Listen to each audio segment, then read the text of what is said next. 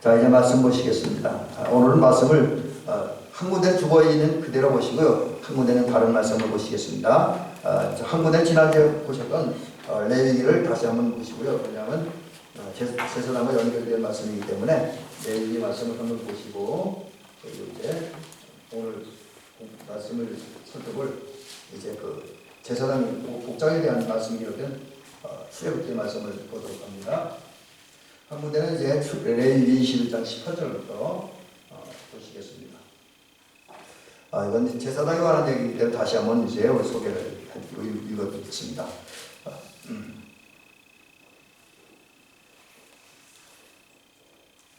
이제 봉독을 합니다.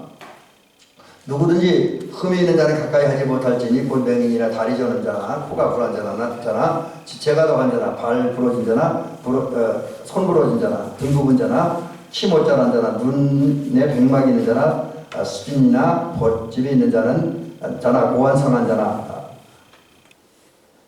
제사장 아론의 자손 중에 흠이 있는 자는 나와 여호와께 화제를 드리지 못할지니 그는 흠이 있은즉 나와서 그의 하나님께 음식을 드리지 못하느니라. 그는 그의 하나님의 음식이 지성물이든지 성물이든지 먹을 것이나 휘장 안에 들어가지 못할 것이요 제단 가까이에 가지 못할지니 이는 그가 흠이 있음이니라. 이와 같이 그가 내 성소를 더럽히지 못할 것은 나는 그들을 거룩하게 하는 여호와임이니라. 이와 같이 모세가 아론과 그의 아들들과 온 이스라엘 자손에게 말하였더라. 자, 우리 레위기 출애굽기입니다. 출애굽기 28장 4절. 오늘 이제 우리가 이거 중심적인 말씀입니다. 출애굽기 28장 4절입니다.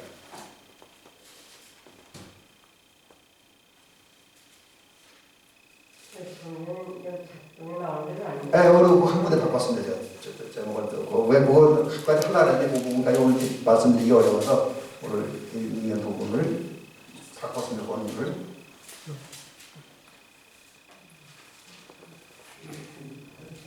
출애굽기 28장 지금 성경보다 한 권 앞에 있습니다.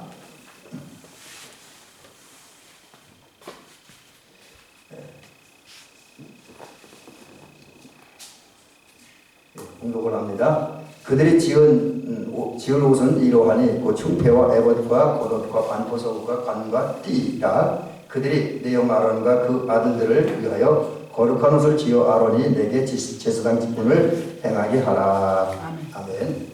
성경을 제가 다 못 찾았는데 빨리 읽어드렸네요. 자, 이제 오늘은 사실은 제 생각에는 처음에 계획할 때는 오늘에서 이제 오늘 그리고 다음 시간까지 성막을 다 끝내려고 그러는데 좀 얘기를 하다 보니까 다 할 수 없는 부분이 있습니다. 제사장 같은 경우 다르다 보니까 의외로 이야기를 하고 한번 우리가 깊이 생각할 해볼 부분들이 많이 있더라고요. 또 뭐 물론 이렇게 간단하게 정리해서 할 수 있지만 그러면 우리가 반찬할 때 예를 들어 고춧가루 안 넣고 반찬하는 거, 소금 안 넣고 반찬하는 거 같을 것 같아서 이왕 하는 건데 뭐 또 사실 성막 강의 같은 거 그렇게 쉽게 할 수 있는 부분도 아닙니다. 또 현대 교회에서 많은 목사님들이 이 부분 그렇게 많이 다루지 않기 때문에 이왕 하는 건데 하면 좀 다루고 싶으면 다 다루려고 좀 하다 보니까 오늘 제사장 복장, 제사장 예복에 대한 얘기를 좀 드리면서 상당히 중요한 의미들이 있는데 그 말씀을 통해서 은혜 받는 그런 시간 갖도록 합니다. 오늘은 크게 두 가지만 말씀드리려고 해요. 우선 지난주에 했던 걸 잠깐 연결시키기 위해서 말씀드립니다. 지난주에 제가 구약성경 출애굽기 21장을 중심으로 제사장에 대한 이야기를 말씀드렸습니다. 그래서 지난주에 말씀드렸던 건 제목만 잠깐 소개해드릴게요. 큰 제목, 작은 제목이 큰 제목은 아니고요. 큰 제목은 제사장에 대한 거였었으니까요. 자, 제사장은 먼저 지난주에 말씀드리기를 하나님께 제사드리기에 구별된 사람이다. 그렇게 얘기를 했고, 그러는 가운데 구체적으로 이분들이 하는 게 하나님께 제사드릴 사람이다. 그 다음에 이제 하나님의 백성들의 신앙을 지도하는 목회자, 또 목자라는 것이죠. 그 다음에 하나님의 뜻을 백성들이 전달하는 예언자임의 교사였다. 그 다음에 또한 하나님과 백성들 사이에 중보자다. 이런 사람이 제사장이라고 그랬고요. 이러한 제사장이 되려면 이것도 제목만 말씀드립니다. 반드시 레위지파 사람이어야 되고요. 또 정상적인 신체적으로 정신적으로 정상인이어야 되고 또 정결해야 됩니다. 윤리적으로 도덕적으로 정결해야 되고 또한 이제 더 중요한 거는 혼인에 있어서 이 부부관계가 깨끗해야 된다. 정원자여야 된다. 특별히 시부리 처녀들과만 결혼한 사람이어야 된다. 이런 말씀을 드렸습니다. 그 다음에 이제 이분들이 하는 일이 뭐냐? 이제 그 번제단에서 번제를 드리는 것, 이제 회개의 제사, 희생의 제사, 감사의 제사를 드리는 거고요. 헌신의 제사. 그 다음에 물두멍에서 손과 발을 씻어 성결함을 얻어야 되고요. 떡상에서 이제 성소 안에 대한 떡상에 떡을 진설함으로써 이스라엘 백성이 양식을 준비해야 한다. 이런 말씀을 드렸고, 이 영육간의 양식이라고 했습니다. 그 다음에 떡상에 떡을 진설하고 등대에 불이 꺼지지 않도록 늘 점검을 해야 된다. 왜냐하면 등대에 불이 켜져 있어야 제사장이 성소와 지성소에서 그들이 해야 할 사역을 할 수 있기 때문에 기도도 할 수 있고 또 이제 떡을 진설하는 것을 속죄 1년에 한 번이긴 하지만 속죄제 드릴 수 있기 때문에 이제 등대에 불이 꺼지지 않도록 아침과 저녁에 점검해야 되고요.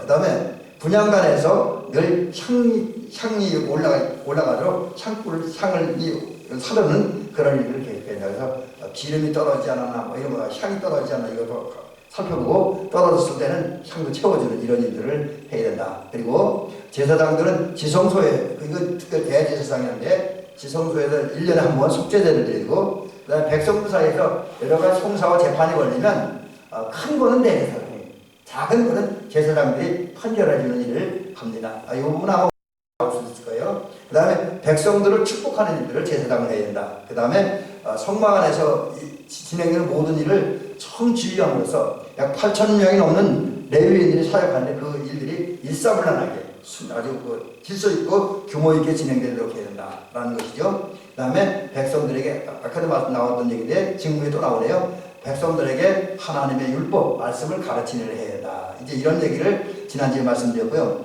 오늘은 이제 제사장 복장에 대한 이야기를 좀 말씀드리려고 합니다. 그러니까 제사장 복장, 그러니까 요즘으로 하면 예복이죠. 그 예복의 의미를 좀 말씀드리면서 은혜를 나누려고 합니다. 자, 그 제사장이 이제 예복을 입는데 굉장히 그 화려한 옷이고 고급스러운 옷입니다. 이게 요즘 돈으로 환산하면 수천만 원도 넘어요. 수천만 원 넘어요. 제가 어제까지 말씀드린 것처럼 어느 목사님이 이 예복을 이제 모형으로 만들었는데 가짜로 만들었는데도 제가 이거 성막 공부할 때가 1990년대인데 그때 150만 원 들었대요. 이게 지금으로 하면 1000만 원도 넘는 거예요. 가짜로 만들어도 그 정도 고급 옷입니다. 근데 제사장이 이런 예복을 언제 입느냐? 우선 제사장이 예복을 입기 시작할 때는 우선 그 얘기를 먼저 제사장으로서 역할을 감당하려면 먼저 옷을 입어야 돼요. 여러분, 그 군인 앞에서 군복을 입어야 되죠. 그리고 운동선수가 운동을 하려면 반드시 유니폼을 입어야 돼요. 체육복을 입어야 돼요. 저도 과거에 보면 특별히 운동할 때 양복을 입는 다른 옷을 입고 가면 운동하는 불편한 사람이 많아요. 근데 유니폼, 운동복을 입으면 또 운동하러 지내면 아주 움직이는데 그게 편하고 좋을 수가 없어요. 마찬가지로 제사장이 제사장 사역을 감당하려면 그리고 제사장으로서 권세를 지니려면 반드시 제사장이 입어야 할 예복을 입어야 됩니다. 자, 근데 그럼 언제 입냐? 우선 그 제사장 예복을 아무 때나 입는 것이 아니라 처음에 입을 때는 반드시 위임식을 한 다음에 입어야 돼요. 그래서 우리 목사님 목회하는 분들도 이 목사님 가운을 아무 때나 입지 못하잖아요. 그 전도사들 가운까지는 입는 게 크게 문제가 되지 않는데 축소 안 되지 그럴 때 문제가 되잖아요. 근데 이제 사실은 저도 목회하기 때 처음에 시작할 때 93년 3월 달에 안수받기 전까지 가운을 못 입었습니다. 그 당시 그런 거 또 그거 하면 난리가 나니까 가운을 못 입고 예배를 인도했었는데 마찬가지로 제사장도 이 제사장 예복을 입으려면 처음부터는 이제 위임식을 해야 돼요. 근데 위임식을 할 때 제일 먼저 하는 일이 뭐냐면 이게 이제 예복 관계되는 거기 때문에 말씀드립니다. 먼저 물로 몸을 씻어야 돼요. 물로 몸을 씻는데 이제 모세는 누구를 물로 씻기냐면 제사장 가문으로 선택된 아론과 그의 아들들을 불러다 놓고 이제 물로 몸을 씻깁니다. 근데 이 물로 몸을 씻긴다라고 하는 것은 중요한 신앙적 의미가 있습니다. 이게 뭐냐면 물러몸을 씻는다. 이거는 하나님께만 소망을 둔다라고 하는 거예요. 하나님께만 소망을 둔다. 자, 그렇다고 한다면 여기서 무슨 결론이 나오냐면 제사장들로 선택받고 부름받은 사람들은 그 인생의 모든 소망을, 삶의 모든 소망을 하나님께 두어야 한다는 겁니다. 여기에 우리에게 중요한 이유가 있어요. 이제 다음 시간에 좀 더 구체적으로 말씀드리겠지만 저와 여러분들은 하나님의 제사장, 왕같은 제사장으로 이미 선택받고 부름받은 제사장들, 이 시대의 제사장들이에요. 이런 우리들은 하나님께만 우리 인생의 소망, 삶의 소망, 모든 그 소망을 하나님께 두어야 돼요.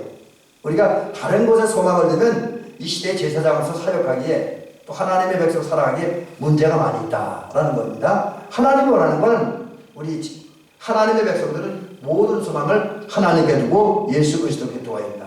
근데 그런 의미의 물을 씻는데 이 물로 몸을 씻은 후에야 비로소 제사장들은 아주 화려하고 권세 있고 권위가 있는 그런 제사장의 옷을 입을 수가 있습니다. 자, 그러면 이거 제사장이 이제 예복을 입는 때가 조금 전에 말씀드렸고 이거 제가 자막을 잘못 써놨습니다. 제사장의 예복의 종류와 의미를 좀 말씀드려 보려고 합니다. 하나님의 부름을 갖고 제사장이 되려면 이제 예복을 입어야 됩니다. 그래서 제가 근데 그 예복이 무려 7가지입니다. 7가지. 그래서 지금 여기 제가 사진에는 제사장의 까만 예복을 입은 앞면과 뒷면 사진을 이렇게 올려놨는데 7개의 옷을 입습니다. 그 7개의 옷이 뭐냐면 제일 처음 에봇, 그 다음에 띠, 허리에 띠입니다. 이거는. 그리고 그 흉패, 그 다음에 이제 네 번째는 겉옷, 그리고 관, 그리고 이제 속옷을 입습니다. 그리고 이제 마지막으로 견대, 여장옷, 견대 여기 어깨에 이렇게 부착된 거예요. 자, 그러면 이 7개의 옷에는 어떤 의미가 있는가? 이제 제사장이 입는 7개의 옷의 의미를 좀 깊이 살펴보려고 합니다. 먼저 제일 사람 몸 안쪽에 있는, 제사장이 가장 몸 안쪽에 있는 속옷에 대한 이야기를 합니다. 오늘 출애굽기 28장 39절은 이런 얘기를 하고 있습니다. 너는 가는 배실로 반포 속옷을 짜고 라고 말합니다. 그래서 모세는 이제 성막 기도한 사람의 이야기에서 제사장들이 입은 옷을 만들어야 돼요. 근데 그 중에 제일 먼저 만들어진 옷이 속옷입니다. 속옷은 여기 보니까 가는 배실로 만들어야 된다. 그러면 이 가는 배실이라는 게 어떤 의미가 있냐면 성결을 의미합니다. 성결은 한마디로 죄와 구별된, 죄가 없는 순결하고 깨끗한 걸 말하는 거예요. 그래서 성결을 이제 성결의 옷을 입어야 된다. 그러니까 이거는 제사장이 될 사람들, 현대 성도들도 마찬가지입니다. 이 내면 세계가 성결로 무장되어야 돼요. 속옷은 가장 안에 있는, 내 몸에 가장 가까이 있는 내면에 있는 옷이라는 의미가 있습니다. 그러므로 속옷을 성결의 의를 상징한 가는 배실로 만들어야 된다. 이거는 제사장들은 성결한 사람들입니다. 내면 세계가, 정신 세계가 성결해야 되고요, 마음이 성결해야 된다는 거죠. 그래서 그런 면에서 보면 성결은 제사장에게 있어서 재산입니다. 성결은 제사장들, 곧 하나님의 백성들이 가져야 최고의 재산입니다. 그리고 성결은 제사장들이 가지고 있는 능력입니다. 능력. 성결할 때 능력이 나타난다는 거죠. 또 성결은 제사장들이 이제 사역을 할 때 가장 좋은 메시지. 그래서 사실이요, 우리 성도들이나 구약시대 제사장들이 성결하지 못하면 그이가 어떤 말을 하고 어떤 행동을 해도 능력이 나타나고 감동이 나타나지 않는다는 거죠. 사람들이 은혜를 못 받는다는 거죠. 그러나 이 내면 세계가 성결함으로 무장된 그런 제사장들이 말하고 제사 드리고 중복 기도할 때 거기에서 능력이 나타나고 역사가 나타나고 사람들은 감동을 받는다라고 하는 거지요. 그래서 제사장들이 입을 속옷을 가는 배실로 제작한다. 이것은 무슨 말이냐면 제사장은 내면 세계를, 마음과 정신과 영적 세계를 이제 성결함으로 채워야 된다라는 의미가 있습니다. 그 다음에 두 번째는 에봇 받침 겉옷이 있는데 이게 무슨 거냐면 요즘 우리 식으로 하면 이렇게 제가 지금 양복을 입었잖아요. 근데 양복을 양국을 받쳐주는 넥타이가 있잖아요. 많이 와이셨어요? 그런 개념으로 생각하면 됩니다. 그래서 출애굽기 28장 31절에 보니까 너는 에봇 받침 겉옷을 전부 청색으로 하네 라고 했습니다. 근데 이제 청색으로 이제 에봇 받침 옷을 입는데 이것은 에봇 겉옷 위에 걸쳐 있는 그러니까 겉옷을 받쳐주는 옷. 마치 양복 상의를 받쳐주는 그런 이제 와이셨어요? 또 우리 점퍼나 뭐 이런 옷을 다른 옷을 입을 때 그 옷을 이제 안에 받쳐주는 그런 옷이 이제 에봇 받침이라는 거죠. 근데 이런 에봇 받침은 청색으로 만든다. 그래서 청색은 성경적인 의미로는 생명을 상징합니다. 생명을 의미해요. 그러므로 제사장들의 의무와 목표는 그 제사장이 되고 일을 하는 목표는 생명 구원함이다. 생명을 살리는 일이죠. 영혼 살리는 일입니다. 또한 이 청색은 또 어떤 의미는 제사장들이 나중에 하나님의 심판을 받는데 그때 심판을 받고 얼마나 큰 상급을 받느냐 아니면 책망을 받느냐 그 기준이 뭐냐면 심판의 기준도 생명의 구원이다. 얼마나 많은 사람의 생명을 살렸느냐 영혼을 구원했느냐에 따라서 심판 때에 그 보상이 나와진다. 그래서 우리 성도는 생명 살리는 것을 영혼 살리는 것을 우리 삶의 목표적이에요.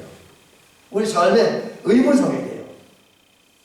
그리고 우리는 생명을 살리기 위해서 일해. 그래서 여러분 전도하는 것 생명 살리는 것이셔야 되고요. 또 우리가 일상생활에서 이렇게 살아가는 것 내가 돈 벌어갖고 그 많은 돈을 가지고 선영해서 주변 사람들 영혼을 구원하는 일을 위해서 돈을 버는 사람들이 되어야 된다라는 것이죠. 이것이 제사장이 에봇을 입게 해서 받치는 옷은 에봇 받친 겉옷의 의미이고 가치라고 하는 거죠. 세 번째는 겉옷 받침 위에 에봇을 입는데 지금 에봇은 이 그림으로 보면 어떤 거냐면 여기 파란색 부분이 저기 위에 보기에 이 파란색 가슴도 그렇고 이 파란색 부분이 여기 다른 색깔 이거 고동색이라는 이 부분은 아닙니다. 여기 이제 파란색 이 부분이 이제 에봇인데 이 에봇을 어떻게 만드냐면 출애굽기 28장 8절에 의하면 네 가지 색깔실이 들어가요. 금실이 들어가고 청색, 자색, 홍색, 가늘이 온 배실.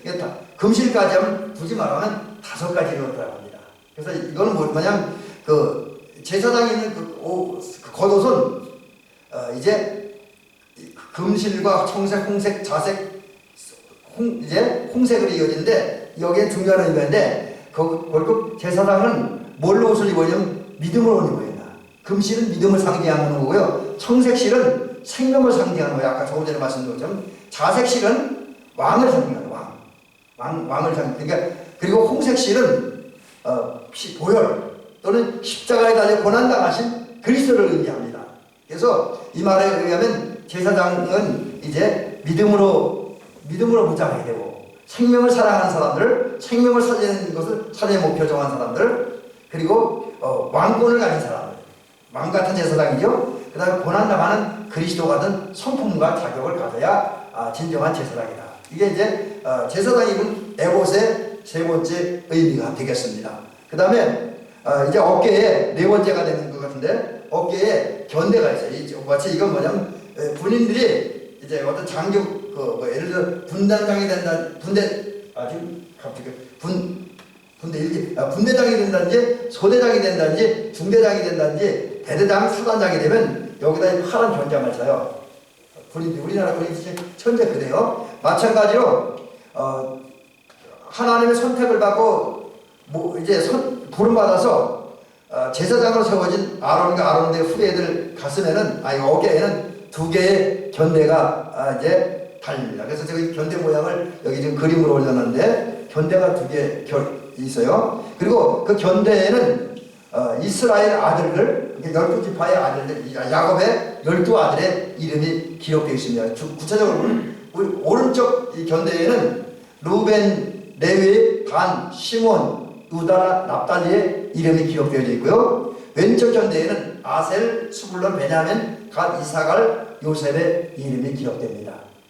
자, 이게 중요한 의미가 있는데 견대에 이스라엘 12아들의 이름을 이렇게 써서 붙이고 돌아다니는 거예요. 제사장으로서 사역을 합니다. 이게 중요한 의미가 있는데 뭐냐면 책임감이 있다. 책임감. 그럼 제사장은 어떤 책임이 있느냐? 이건 여러분 오늘 저와 여러분들에게 주신 책임입니다. 하나님이 오늘 저와 여러분들 이런 책임을 주셨어요. 무슨 책임을 주셨냐면 우리 백성들, 하나님께서 우리에게 주신 백성들, 그러니까 아론의 후예들 이스라엘 12지파를 위해서 기도하고 그들을 신앙으로 말씀으로 양육하고 그리고 바르게 길러서 장차 심판받을 때 그 모든 백성들이 멸류관을 받게 할 책임이 있다라고 하는 거죠. 여러분 이게 오늘 저와 여러분 이 시대에 현대에 제사장으로 선택받고 부름받은 우리에게 주어진 책임입니다.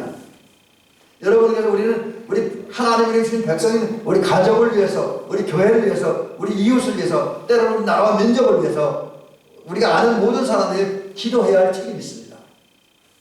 또 우리가 모든 사람 다 그렇게 하기 힘들겠죠. 우리 한계가 있으니까. 그러나 적어도 우리가 관계된 사람들을 신앙으로 말씀으로 기르고 양육해야 할 책임이 있습니다.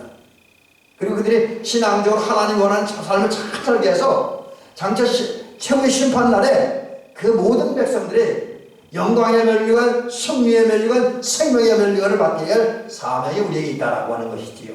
그 다음에 이 두 견대의 책임은 뭐냐면 우리는 하나님이 우리에게 주신 백성을 보호해야 할 책임이 있다라고 하는 거지요. 그러기 위해서 우리 예수님처럼 선한 목자가 되어야 된다는 거죠. 그래서 예수님은 나는 선한 목자니 라고 말씀하시면서 선한 목자는 양들을 위해서 목숨을 버린다고 했습니다. 그렇습니다. 우리는 이제 제사장이 되었고 제사장이 되다 보니까 우리 양 어깨에는 하나님께서 우리 백성들의 이름을 새겨놓으셨습니다. 그러므로 이런 우리 신부로 이런 직분자로 선택된 우리들은 우리 하나님께서 우리에게 붙여주신 우리 가정들과 우리 교우들과 우리 이웃을 신앙적으로 지켜야 영적으로 지키고 보호해야 할 책임이 있습니다. 이 일을 위해서 우리는 예수님과 같은 것처럼 선한 목자가 되어야 돼요. 그러니까 우리 하나님 우리에게 주신 백성을 위해 기도하면서 그들을 신앙적으로 지키기 위해서 때로는 세상과 마귀가 목숨 걸고 싸워야 됩니다. 어떤 경우는 내가 희생을 당하고 고난당한다 하더라도 그 하나님이 나에게 주신 백성들을 지키고 보호하기 위해서 정말 치열하게 믿음의 선한 싸움을 싸우는 그래서 저와 여러분이 되어야 될 줄로 믿습니다. 그 다음에 제사장 어깨에는 어깨에 있는 견대가 12지파의 이름이 기록되어 하는데 이것은 또 어떤 의미는 우리 성도들 제사장으로 선택된 사람들은 백성들을 위해 중복 기도해야 할 사명이 있다. 그래서 제사장은 언제나 이 가운을 입고 다니는 순간, 이 예복을 입고 다니는 순간 12지파를 어깨에 메고 다니는 겁니다. 이건 뭐냐면 결국 그러는 가운데 제사장들은 하나님과 이스라엘 백성들 사이를 연결하는 다리 역할을 해야 된다. 중보자 역할을 해야 된다.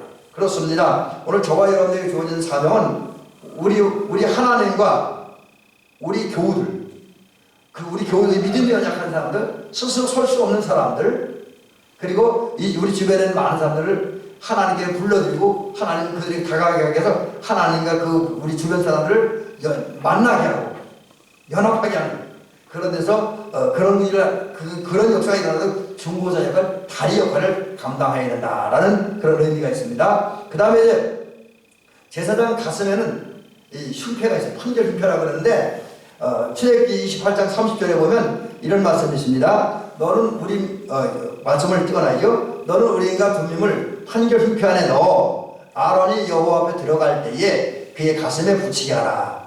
아론은 여호와 앞에서 이스라엘 자손이 흉패를 항상 그의 가슴에 붙일지니라. 이런 말씀이 있는데 이 판결 흉패는 제가 이제 그림을 작게 그려놔서 화면사가 어쩔 그렇게 했습니다만 판결 흉패는 12개의 보석으로 이루어졌습니다. 12개의 보석으로 이루어졌고요. 그 안에도 이제 여기 이름이 새겨졌다고 하는 거죠. 근데 이 판결 흉패 중에서 이 안에 또 우리인과 둠밈이라는 게 있어요. 근데 이 판결 흉패 또 특별히 그 중에 우리인과 둠밈은 어느 때 사용했냐면 이제 제사장들이 어떤 일을 결정하는데 하나님의 뜻을 물을 때 사용했습니다. 하나님의 뜻을 물을 때 둠밈을 사용했고요. 그리고 어떤 결정을 이것이 하나님의 뜻인가 아닌가를 결정할 때도 판결 흉패와 그 안에 담겨지는 그 안에 있는 우린과 둠밈을 사용하게 되었습니다. 특별히 우린과 둠밈은 중요한 판결일 때 사용하는데 우리가 분명을 사용해서 백성들 사이에서 벌어지는 송사, 그 재판을 진행하고 판결할 때 그 원칙이 있습니다. 그 원칙이 있는데 그것은 먼저 제사장들은 어떤 판결을 내리든 간에 반드시 이스라엘 사람들, 하나님의 백성들의 생명을 살리려고 하는, 절대 사람들을 해치거나 궁지로 몰아넣는 것이 아니라 생명을 살리고 그들에게 유익을 주기 위한 목적으로 판결해야 된다는 거죠. 그런 의도로, 그런 방향으로. 그래서 왜 그런 의미냐면, 제사장 예복에는 사실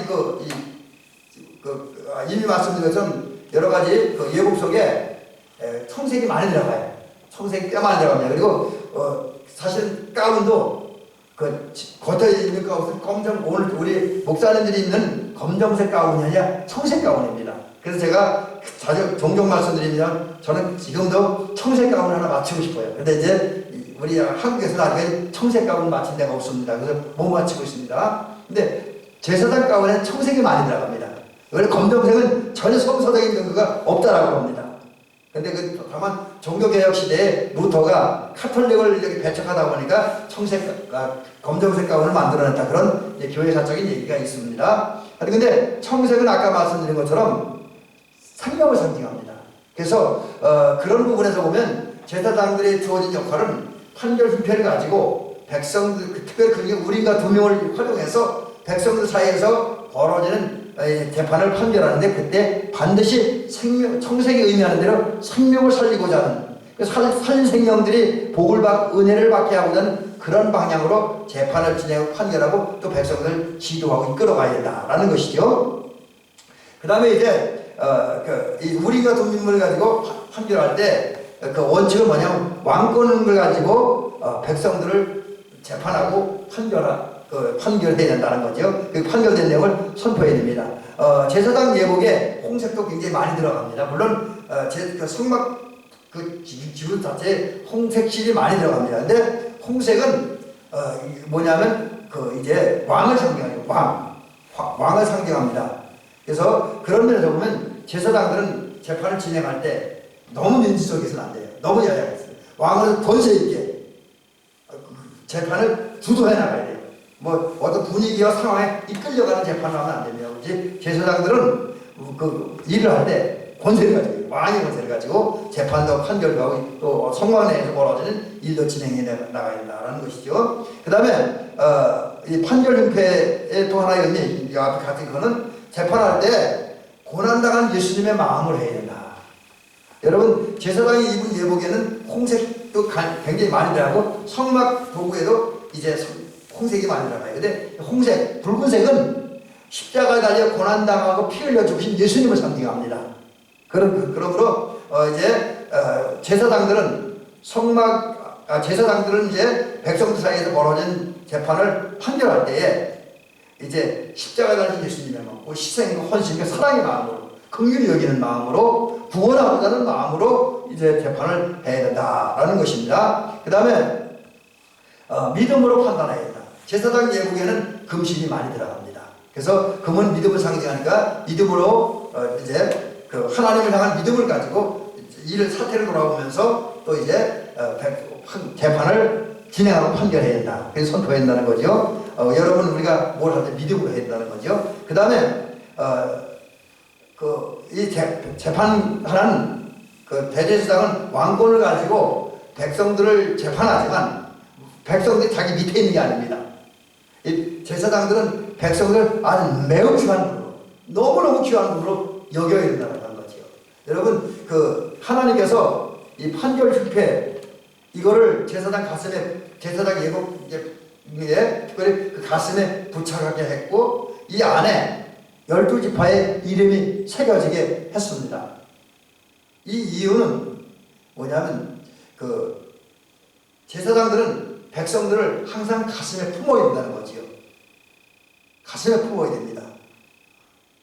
그 가슴에 품었다라고 하는 것은 어떤 의미는 백성들을 사랑해야 된다는 의미도 있지만, 또한 하나님께서 가슴에 품으라고 명령하시고 붙여주신 백성들은 제사장에게 있어서 또 하나님에게서 가장 소중한 백성이라는 거죠. 가장 귀한 백성. 그래서 제사장들은 사람들을 대할 때, 또 재판을 할 때 또 뭐 중보기도를 할 때도 그렇고 뭘 할 때도 그렇고 이스라엘의 한 사람 한 사람을 그가 아무리 보잘것없는 사람이라 할지라도 정말 왕 같은 그런 존재로 여겨야 된다. 너무너무 귀한 존재로 여겨야 된다. 그래서 그러면서 보면 저와 여러분도 오늘 우리 주변에 있는 모든 사람들 그들을 그 누구도 무시하거나 가볍게 여기서는 안 됩니다.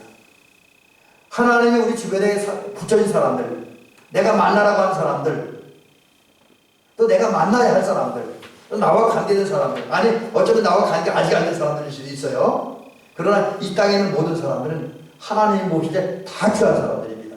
예수님 말씀대로 천하보다 더 귀한 생명을 가진 사람들입니다. 그래서 우리는 그들을 귀히 여겨야 된다라는 것이죠. 자, 그 다음에 이제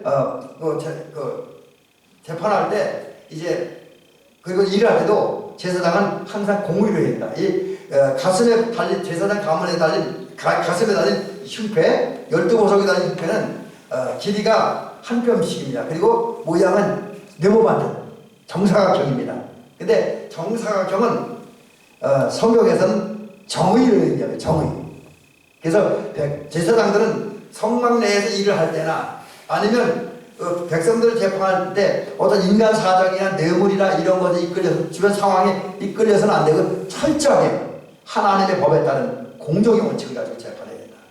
교회 일도 마찬가지입니다. 오늘도 목사님들이나 장로님들도 그렇고 교회에서 우리가 일할 때 지도자에 해당하는 사람은 어떤 사적인 감정이나 어떤 이런 개인의 감정 또 어떤 상황 이런 것에 끌리는 것이 아니라 오직 공정하게 정의롭게 올바르게 해야 된다. 그 다음에 이 제사장들은 재판할 때 하나님 앞에 재판해야 된다. 그래서 제사장들이 이제 백성 사이에 재판이 벌어지면 그냥 법정에서 하는 것이 아니라 제사장들은 성소로 들어갑니다. 성소. 그러니까 이제 이게 하나님 만나는 자리잖아요. 거기 들어가. 이거는 제사장들이 하나님 앞에서 모든 재판을 진행하고 판결을 해야 된다. 이런 의미가 있습니다. 여기 글씨를 잘못 썼네요. 하나님 앞에서 해야 된다 그랬는데요. 자, 그 다음에 판결의 원칙은 사랑으로 해야 된다. 여러분, 12지파 이름을 제사장들은 가슴에 붙은 흉패에 새겨놨습니다. 이것은 결국 12지파를 품었다는 것이고 조금 전에 말씀드린 것처럼 그리고 품었다는 건 다른 말로 사랑해야 된다는 의미죠. 그래서 사랑의 마음으로 사랑의 정신으로 사랑의 마음으로 백성들을 위해서 봉사하고 헌신하고 재판한 일을 해야 된다라는 것입니다. 자, 그 다음에 띠 거의 끝났습니다. 이제 오늘 거의 끝났는데 이 허리에 띠를 띱니다. 근데 사실은 이 띠가 이렇게 그림으로 봐서 안 보여요. 그래서 제가 지금 나름 설명하는 그림에 이렇게 화살표를 붙였는데 이 띠는 특별한 도구로 만들어진 건 안 돼. 하여튼 허리에 띠를 띄었습니다. 이건 봉사를 해야 된다. 그래서 봉사하는 마음으로 제사장도 사역해야 되고요. 그 다음에 봉사를 힘이 있어야 능력이 있어야 됩니다. 여러분, 주님을 위해 봉사하려면 그 봉사는 체력도 있어야 되고요. 지수도 있어야 되고 지혜도 있어야 돼요. 그게 힘입니다. 은사도 가져야 되고요. 그 다음에 이 띠를 띄었다. 이거는 언제든지 주를 위해 이웃을 위해 헌신하고 봉사할 준비를 갖추고 산다는 그런 의미가 있습니다. 마지막 얘기 하나 이제 머리에 관을 씁니다. 그러니까 예복을 입을 때 머리에 쓰는 오늘날 하면 모자예요. 모자. 관은 모자입니다. 근데 이 관은 이제 세마포로 만들어지고요. 요거 앞에 제가 화살표에서 표시하는데 요 앞이 이렇게 금으로 해서 하고 뒤에 끈으로 묶었습니다. 그리고 이 금 앞에 정결이라고 씁니다. 그래서 결국 이건 뭐냐면 제사장은 성결한 정결한 생각을 가진다. 아까 말씀드린 속옷도 이제 정결을 의미하는 그걸 무장해야 된다죠. 정결을 의미하는 세마포로 만들었다 했어요. 가는 배실로 만들었다. 그러니까 이거는 제사장은 내면 세계도 성결해야 된다. 반면에 외적으로 그리고 정신 세계도 성결해야 된다. 그래서 한마디로 보면 제사장들은 안팎의 성결로 무장돼야 된다. 하나님의 은혜를 받아서 이제 그런 성결을 무장하고 그 위에 제가 처음에 말씀드렸처럼 백성들을 위해 중복기도하는 일들, 백성들을 위해 속죄되는 일들, 번제를 드리는 일들, 말씀을 가르치는 일들, 축복하는 일을 해야 된다라는 것입니다. 여러분 지금 제가 굉장히 많은 말씀을 드렸는데 우리 여기서 한마디로 얘기하면 저와 여러분은 하나님의 제사장입니다. 그래서 우리는 내 가슴과 내 머리를, 내 영혼, 나의 모든 삶의 중심이 되는 내 가슴, 마음과 정신 세계를 이제 성결함으로 무장해야 한다. 그리고 사랑의 마음을 품어야 한다. 그런 가운데 백성들을 위해 축복하며 중재하는 그런 역할을 감당해서 이 시대의 멋진 제사장들이 되어주시기를 주의 이름으로 축원합니다.